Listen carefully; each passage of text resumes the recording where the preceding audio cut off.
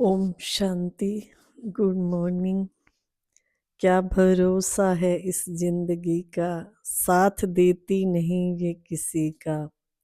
ये जो जीवन हमें मिला है इसका कोई भरोसा नहीं है। अभी अभी किसी से बात कर रहे हैं और 1 घंटे बाद क्या 15 मिनट बाद ही पता चलता है कि उस व्यक्ति ने ये अपना पुराना शरीर छोड़ दिया।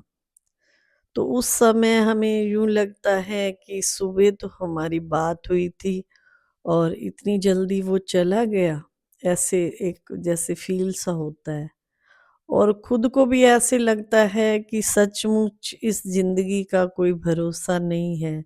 कभी भी हम इस संसार से जा सकते हैं, लेकिन व्यक्ति फिर भी देखते हुए, सब कुछ सुनते हुए फिर भी ऐसे है कि जैसे मैंने इस संसार में जैसे मैं कोई अमर पट्टा लिखवा के आया हूँ और मुझे जैसे जाना ही नहीं।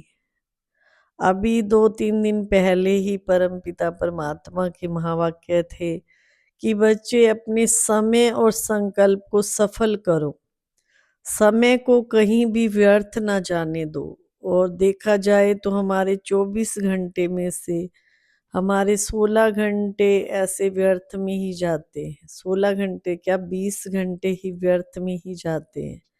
1 घंटा, 1 घड़ी, आधी घड़ी भी हम उस परमात्मा के लिए नहीं देते हैं, यही सोच के कि अभी तो मेरी उम्र ही क्या है, अभी तो मैं जब बूढ़ा होऊंगा ना तभी भगवान का नाम लूंगा।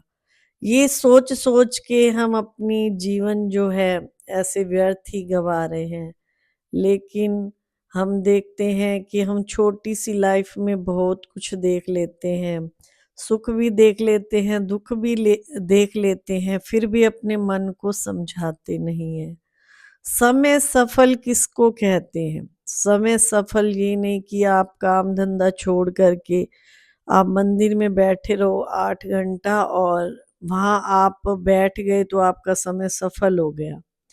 वहां बैठे भी आपका मन कितनी घड़ी लगा, आप 1 घंटा भी लगा के आते हो और 10 मिनट अगर आपके अच्छे खाते में जमा हो गए, सफल हो गए, तो वो सफल मानेंगे जाएंगे। ना कि 1 घंटा आपने मेडिटेशन किया और 50 मिनट आपका मन इधर या उधर जाता रहा तो वो सफल में नहीं माना जाएगा।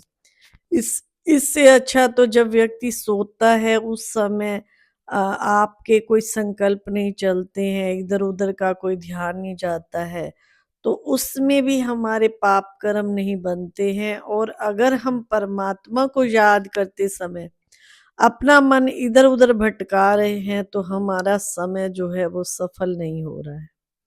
कईयों को देखा है ऐसे आरती कर रहे हैं और मन इधर उधर जा रहा है, भोग लगा रहे हैं तो मन इधर उधर जा रहा है, या और कुछ भी कर रहे हैं तो मन इधर उधर जा रहा है, तो वो समय आपका सफल नहीं माना जाएगा।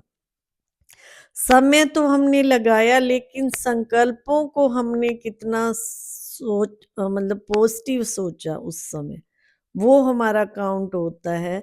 तो अपने जीवन को ऐसा बना लो कि हमारा जीवन व्यर्थ के खाते में ना जाए। जितना हो सके पॉजिटिव कार्य में, पॉजिटिव में ही हम लगाएं। लेकिन काम करते हुए भी हम कितना किसके लिए अच्छा सोचते हैं, कितना किसके लिए बुरा सोचते हैं, वो ऊपर वाला तो देख रहा है ना, इंसान नहीं देख रहा। भगवान तो हमें हर समय देख रहा है। इसीलिए जब भी आप कुछ भी कर रहे हो उस समय अपने संकल्पों को पॉजिटिव बनाओ। और दूसरी बात, उस परमात्मा की मुरली में ये महावाक्य भी थे कि दुआएं दो और दुआएं लो। जैसे हम क्या करते हैं, कोई ऐसा कर्म कर देते हैं जो अगला व्यक्ति हमें बद्दुआ दे देता है, या ऐसी कोई बात अपने मन से कह देता है, तो वो हमारी लाइफ को क्या कर देती है, एक सुकून की लाइफ नहीं जीने देती है। तो उसके लिए भी हमें सबके प्रति, अगर कोई बुरा भी कर रहा है तो उसके लिए भी अगर आप अच्छा सोचोगे, 10 गुना अच्छा सोचोगे, तब जा कर के वो बद्दुआ हमारे से हटती है। तो ये जो है छोटी छोटी बातें चिंतन में करने की होती हैं। सोचने की होती हैं कि हमारा समय कहीं व्यर्थ तो नहीं जा रहा। देखते हैं कलयुग का समय है। कलयुग में अगर कोई एक घड़ी परमात्मा को याद करता है, उसका भी 100 गुना फल मिलता है, और एक घड़ी अगर वो पाप करता है तो उसका भी दंड उसे 100 गुना मिलता है। तो ये ऐसा समय चल रहा है, इस समय को ऐसे व्यर्थ नहीं जाने दो। तो सांस श्वासों का कोई भरोसा नहीं है, किसी टाइम भी आत्मा इस शरीर से जा सकती है, चाहे कोई छोटा है, बूढ़ा है, जवान है। सतयुग में तो देखो हर आत्मा की आयु 150 वर्ष होती है, और अभी कलयुग चल रहा है। कलयुग में तो 10 साल का बच्चा भी जा सकता है, 2 का भी जा सकता है, कोई पता नहीं। कईयों को तो देखा है जन्म लेते ही शरीर छोड़ देते हैं। अभी अभी देखो 9 महीने तो उसने माँ के गर्भ में रहा, और आते ही उसने क्या कर दिया, शरीर छोड़ दिया। तो ये क्या है, ये कर्मों की सजाएं।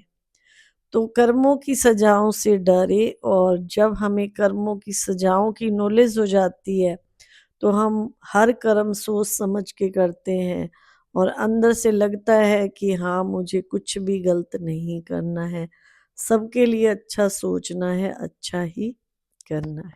ओम शांति।